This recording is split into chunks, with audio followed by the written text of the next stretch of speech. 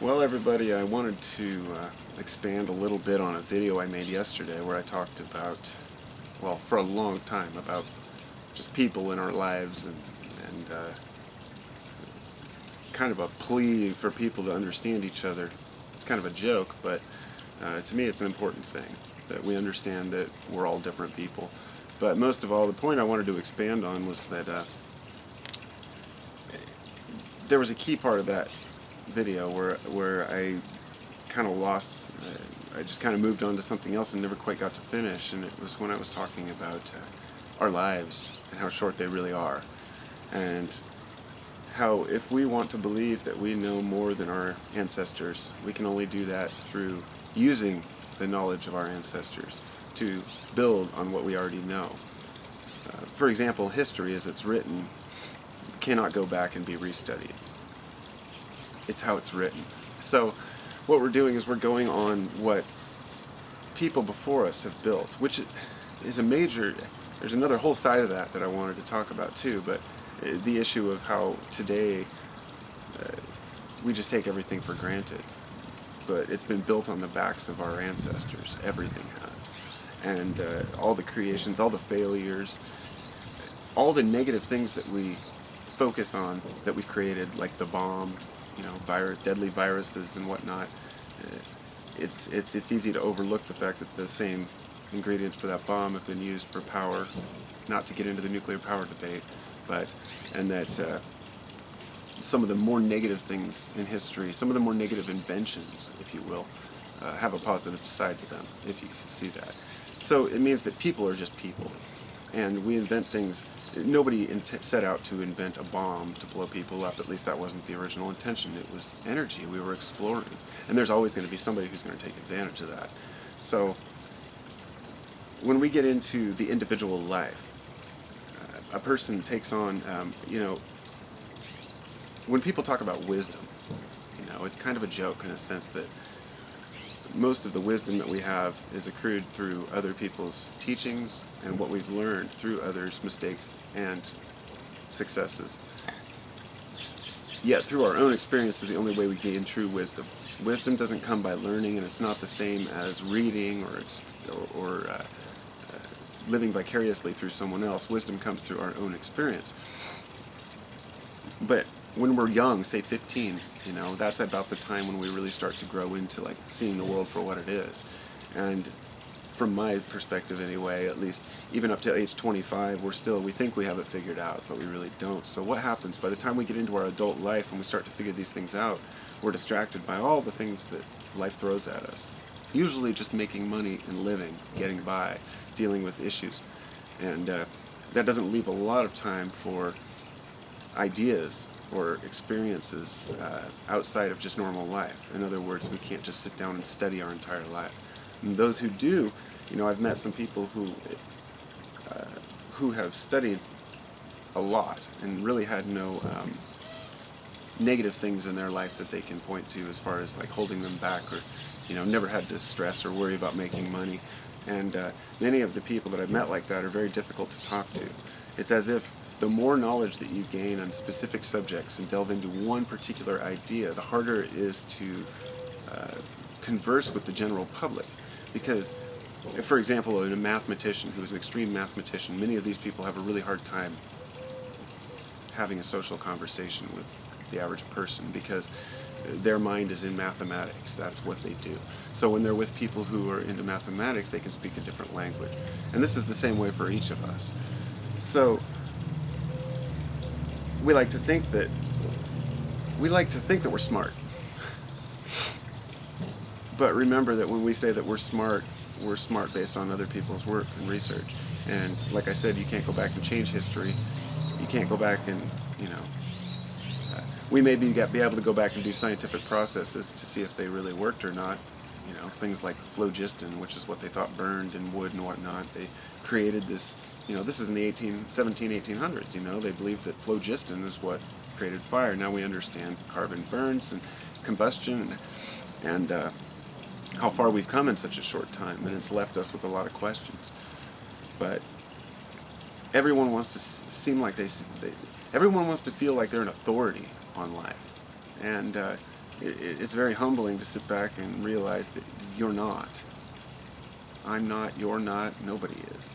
And so far I haven't met anyone who is a true authority on life. And I don't think it exists. A person like that just doesn't exist.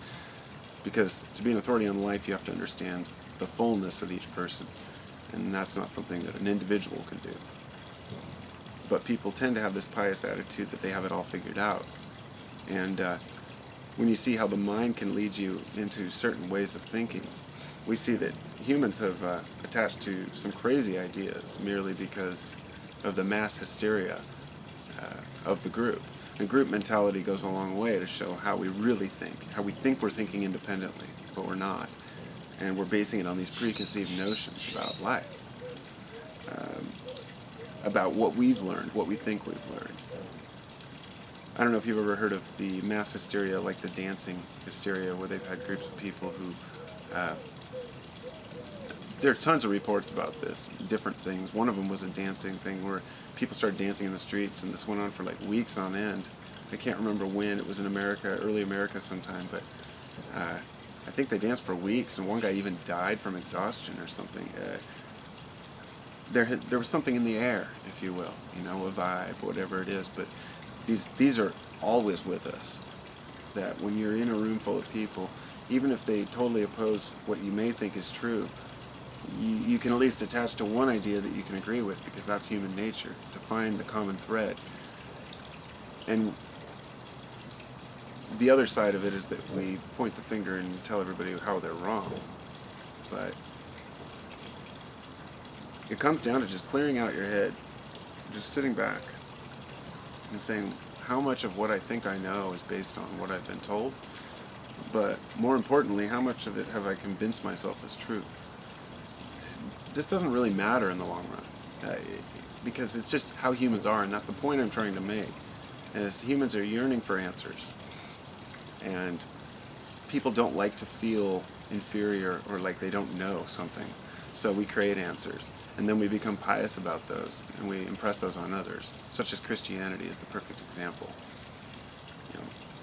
Christianity in its original intention may very well have been benign. It may have been a way for people to cope with the environment that they lived in, with the area. But Jesus was never intended to be worshipped. There's always somebody who wants to change it and make it seem like, well, this is the answer because this is what I think it is. And look at what's become of that one misconception about religion, about one religion. And now there's people out there who are wanting to put others to death because they don't believe in the same God, or wishing others harm. I've had so-called Christians wish me harm and say, you know, hopefully you'll die one day, or hopefully you'll, you know, somebody you like. I won't even go into the things people have said, but it's the most un-Christian thing a person could possibly say, and it's my opinion that Christ would be ashamed of 90% of his followers if all you do is go to church and go to work. It's not enough. That's not living in the light of the new God. That's living in a creation, an illusion. But that delusion is reinforced by so many people who believe it. How many Christians have used the excuse when I say, you know, just because you believe it doesn't mean it's true. And they'll say, yeah, but 80% of the people in America believe it. Well, it's actually 73%, I guess, but if that's the statistic you're going to use to prove your faith, it's already failed. It's just like when theologians, people who study the Bible, there are a few different types of theologians that are taking different approaches to the Bible. One thinking it's a literal interpretation, the next thinking it's metaphoric, and then a third thinking it's just man's delusion. But if there has to be an argument about the authenticity of the Bible itself, then it's already lost its authenticity. And that's the point. We will attach to anything, no matter how old it is. So when we try to find something, an answer to our questions, it's easier to attach to what others have told us. It's much easier than to actually think for ourselves and use our minds to discern the truth and use our rational minds. And it's okay to get caught up in some of it once in a while, and it's okay to get pulled in, because if we don't see how our minds actually operate and see the shortcomings of the human mind. So it's kind of funny to look back on the things I've been sucked into, whether it be fear-based or belief-based or whatnot. But the one thing that's stuck with me through life is my rational mind, and using that to discern the truth. And so far, nobody's ever been able to convince me that the truth that I believe is wrong, because my truth isn't based on any speculative beliefs. It's my subjective experience. You can't deny my experience. You can, but I don't care. I'm not out here trying to prove what I think or believe is real, because I realize that's impossible. But it seems like so many in the Christian faith, let's say, do. They really want to prove to everyone else that they're right. And on one hand, they'll claim that, I just want you all to go to heaven. On the other hand, they'll say, well, you're all going to hell. It's a love-hate relationship. The point I'm trying to make with Christianity is that to so many, Jesus is a good, loving person, and to so many, he's a wrathful, vengeful, or I should say the God, not Jesus, but get into the semantics details, but that God is vengeful or God is law-loving. It's a way for humans to answer the biggest questions that we don't want to think about ourselves.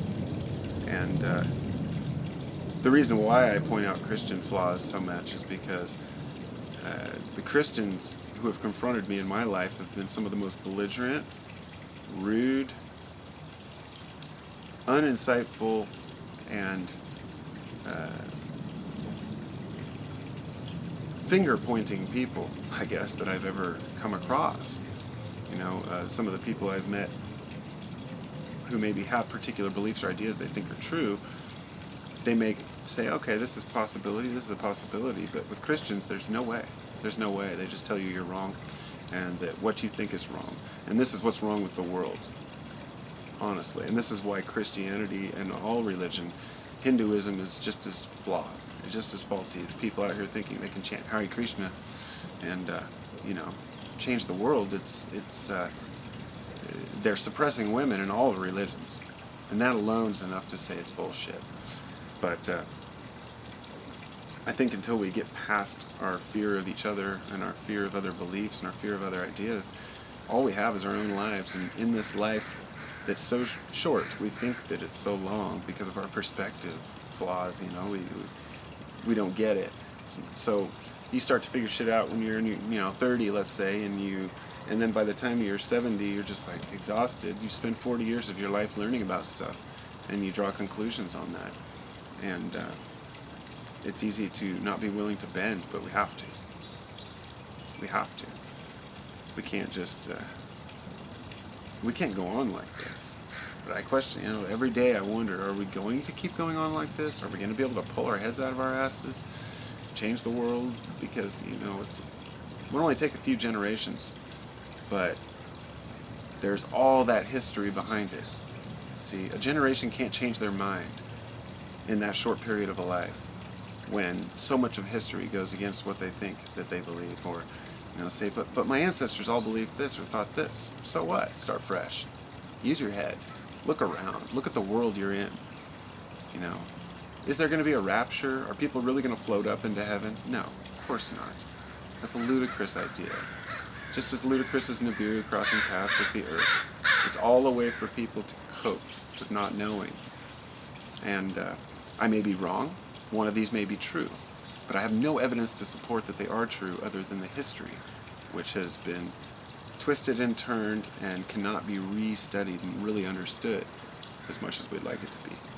So I'm going to take my conscious awareness, my short period in this world, to derive my own conclusions and not be a follower. Although I realize that I have to follow certain ideas. I can't go back and reinvent the wheel. Some things are good that we've created, and some things we've brought forth are phenomenal, and that's why we should embrace them. Embrace the technology we have. Embrace the inventions we have. Not get mad because some of it's used badly. That's just the way life is. Use it to make ourselves better and improve our environments, and to show others that they don't have to tell others they're wrong in order to be right. Ever. Unless it's something that harms another individual or impressing someone's opinion upon another without due consideration of the other person's side or point of view. Yeah. Take care, everybody.